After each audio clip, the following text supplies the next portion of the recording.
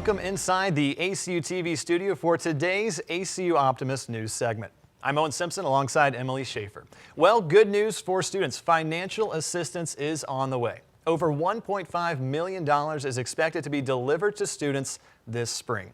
I had the chance to sit down with Dr. Tamara Long for more on the story.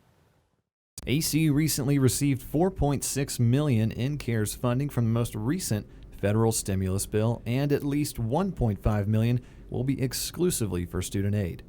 Dr. Tamara Long, Vice President for Enrollment and Student Life, said they have already started distributing funds to students who need it the most. We found ourselves working really hard on the front lines to get money in the hands of students. That was the goal. So the government this summer basically used the university to kind of act as a bank to distribute funds to young adults. And so we were grateful for that, very grateful for that. The remaining balance in the funding will go to offset costs for COVID-19 testing, a slight drop in enrollment, and expanded resources for teaching during the pandemic. Weeks ahead, we'll actually start pushing that out to students, but we're trying to be more proactive. I think to ask for a student amongst trying to study and go to school and do work, to ask them to be chasing down these dollars is pretty unfair. And so we're trying to do our best to be proactive and get out ahead of the students that we know have indicators that tell us they need resources. When Long was first notified of the incoming funds, she was relieved to finally see some financial assistance out of Washington focus on the lives of college students.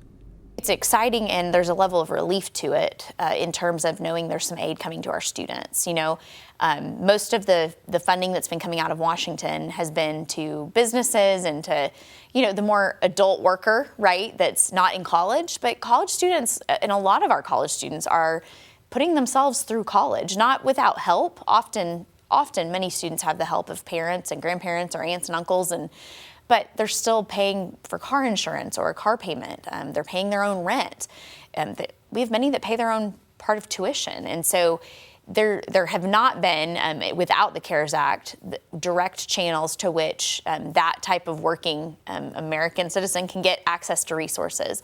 While more students are expected to receive emails from the university in the coming weeks, you can also apply for financial assistance by visiting ACU's website under the CARES Act tab. For the ACU Optimist, I'm Owen Simpson. The university purchased a cold storage in December, hoping to receive and distribute the COVID-19 vaccine this spring. The university and MAC are partnered with the state and Taylor County to become a hub for vaccine distribution. And the clinic is now waiting on notice as to when the university will receive actual doses of the vaccine. Initially thought to be sometime in early spring, the university will likely receive its first doses later than expected. Dr. Tamara Long, Vice President of Enrollment and Student Life, said that doses may be distributed as late as the fall semester, but is hopeful that the vaccines will be available in the early spring.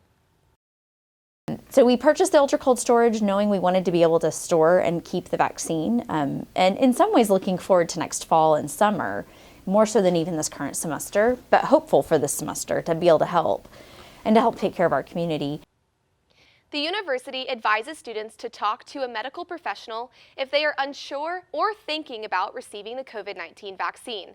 For more information on case numbers and COVID-19 information, visit acu.edu/coronavirus. With Moody Coliseum's renovations in full swing, men's and women's basketball and women's volleyball here on campus had to make a transition into Teague Center. I sat down with some vital members of a team that made this transition as seamless as possible.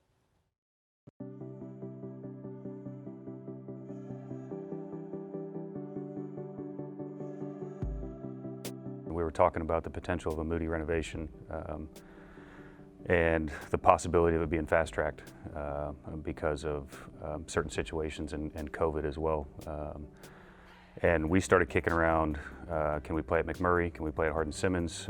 We talked about the new Dodge Jones Youth Center. It was kind of a daunting task looking at how you could piece this together. And I remember about 5 years ago when I first got here and I walked through this facility, I thought it would just be a really neat place to either play volleyball or potentially basketball.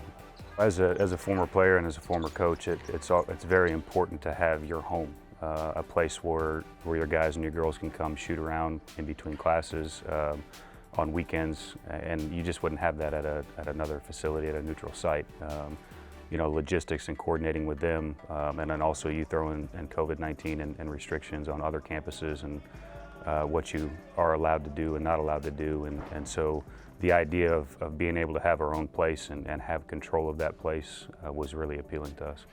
So I wouldn't say there's a lot of extras that we have. We have what we need to play games and hold our practices in here. So as we continue to move forward in this and as the season goes along, we'll look for other opportunities for the more fan engagement and things of that nature. So we made this transition basically no questions asked. The question was posed, is it possible to be in Teague? We said, yes, it's possible. And they said, well, we can get cameras in there. Can we get audio in there? That's a little more challenging. Well, we would need to be far away from the court. We said, all right, well, we'll just be in the studio then. We were able to make that such an easy answer for the people asking those questions. ESPN may be one of the most important things we do for our teams. I think it's important every year. It may quantify that importance during a pandemic. Fans can't come to the games like they usually can. Well, what can they do? They can buy a subscription to ESPN Plus and watch every single home game and a lot of road games for ACU. Athletics as a whole, very, very important. Football, very, very important. But men's and women's basketball, we experienced it 2 years ago. You can go to the NCAA tournament. You can have both teams do that in the same year. You can promote two of the great programs at ACU. ESPN's one of the most important ways to do that. Daniels with the steal and the acrobatic play to Pleasant. it made a lot of sense for us because of the season ticket holders and parking and the ability for our teams to practice and really kind of have a true home for them. Obviously, we have great things going on with Moody Coliseum, but in order for them to have a place that they can call home kind of in the transition was really important for us. So been fortunate that it worked out kind of as I had planned in my head.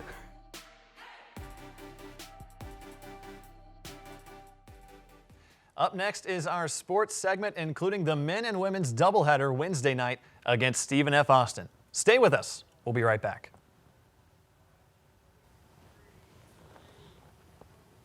Welcome back. I'm Carrie Johnston alongside Caller Mullins for this week's sports segment. The men's and women's basketball teams played at home this Wednesday against longtime Southland Conference rival Stephen F. Austin, with both games ending in opposite results. In the first game of the doubleheader, the ACU women lost their first game at home this season against the Lady Jacks, 73-52. Senior guard Anna McLeod led the way offensively for the Wildcats after a slow start in the first half. After going on a scoring run in the third quarter, she finished the night with 14 points. Behind her in scoring was sophomore guard Cameron Mraz with 13 points, along with 4 rebounds and 3 assists. Despite those performances, turnovers proved costly for the Wildcats. ACU turned the ball over 23 times, which allowed Stephen F. Austin to capitalize on their mistakes, with the Lady Jacks scoring 26 points off turnovers. These turnovers happened frequently in the fourth quarter, which allowed the Lady Jacks to outscore ACU 27-10 and take control of the game. Head coach Julie Goodenough said that turnovers and poor fourth quarter performance led to the loss. Yeah, this was a tough one. We had 2 really good days to prepare for this game, and our players have not been as locked in for a game plan as they were the last 2 days getting ready for this. And I thought we played really well for 3 quarters. We're down 10 at halftime. They made a little bit of a run the last minute before halftime, and it didn't faze our players. They were ready to go back in the third quarter. Played a great third quarter. Really executed well to get some wide open shots. Then really disappointed in the fourth quarter, though. I just felt like, our players really lost their composure when things didn't go well. We missed defensive assignments, gave up offensive rebounds, had careless turnovers. It was just a kind of a snowball effect. The Wildcats will get a week off to prepare for their next game at home against Lamar. The Wednesday night game will tip off at 5:30 p.m. and will be broadcast live on ESPN Plus and 102.7 FM, The Bear. As for the men's side, the Wildcats outscored the Lumberjacks by 19 points in the second half, giving Joe Golding his largest margin of victory against Stephen F. Austin as a head coach. 6 Wildcats found themselves in double figures, but leading the way offensively was senior forward Colton Cole. He set a new season high and led all scorers with 20 points on 7 of 13 shooting from the field. Junior guard Tobias Cameron also played well for the Wildcats, scoring 14 points, including 3 three-pointers. The defense was also crucial in their win on Wednesday, causing the Lumberjacks to turn the ball over 23 times, while ACU had just 11 turnovers. Head coach Joe Golding said his guys stepped up with recent injuries impacting starting lineups. Yeah, with adversity becomes opportunity, man. And a week ago today, man, we lost two of our better players on the perimeter position and part of our depth, a lot of our depth. We're going to get one back pretty soon. The other one's out for the year, and we've been shorthanded here since last Wednesday. And Tobias and Mackay have had a great opportunity, and Reggie and Dee have had to play extended minutes, and we survived it, We got popped at Sam. We learned a lot about ourselves. We looked ourselves in the mirror, and we've come back, and now we've answered the bell with Central Arkansas, and then obviously with Stephen F. Austin tonight. So just proud of those guys. The Wildcats now enter a 3-game road stretch in hopes to improve their conference record. The first game of this road trip takes place on Saturday against the University of Incarnate Word. On January 14th, major news came out of the NRG Center in Houston that ACU will be joining the Western Athletic Conference effective July 1st. The Wildcats will officially leave the Southland Conference after joining 7 years ago when they made the decision to move to the Division I level. Current Southland foes such as Lamar, Stephen F. Austin, and Sam Houston are joining alongside the Wildcats in the WAC. The Texas Four as well as Southern Utah will join, and several other schools have been rumored to be on the move to the WAC as well. You may be asking yourself, what's going to happen in the Southland? Well, Central Arkansas is leaving for the Atlantic Sun Conference beginning in 2021, so that only leaves 8 teams in the Southland. ACU will join the Southwest Division of the WAC along with Lamar, Sam Houston, Stephen F. Austin, Tarleton State, and UT Rio Grande Valley. With the Southwest Division in the WAC having all Texas schools, ACU will not have to exponentially increase their travel budget, even though they will have teams in their conference from other states.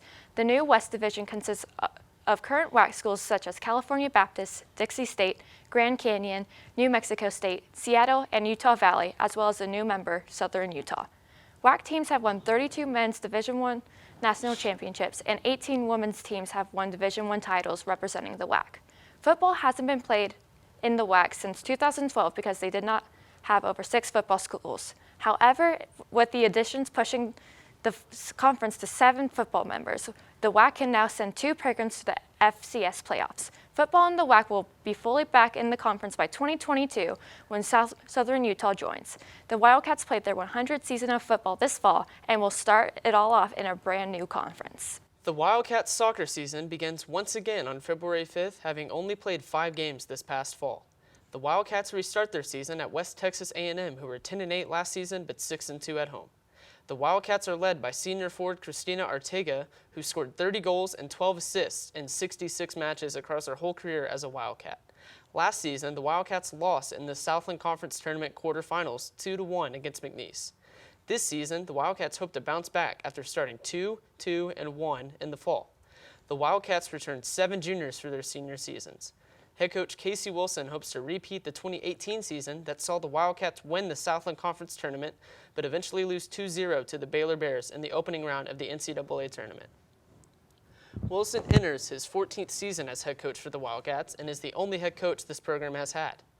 Wilson returns a team with 8 all-conference players and 3 all-region players. The Wildcats face a long season against opponents such as Texas A&M, Texas Tech, as well as the normal conference schedule. 2019 Southland Conference Freshman of the Year Natalie Jones returns for her sophomore year, as well as runner-up Kaylin Wright.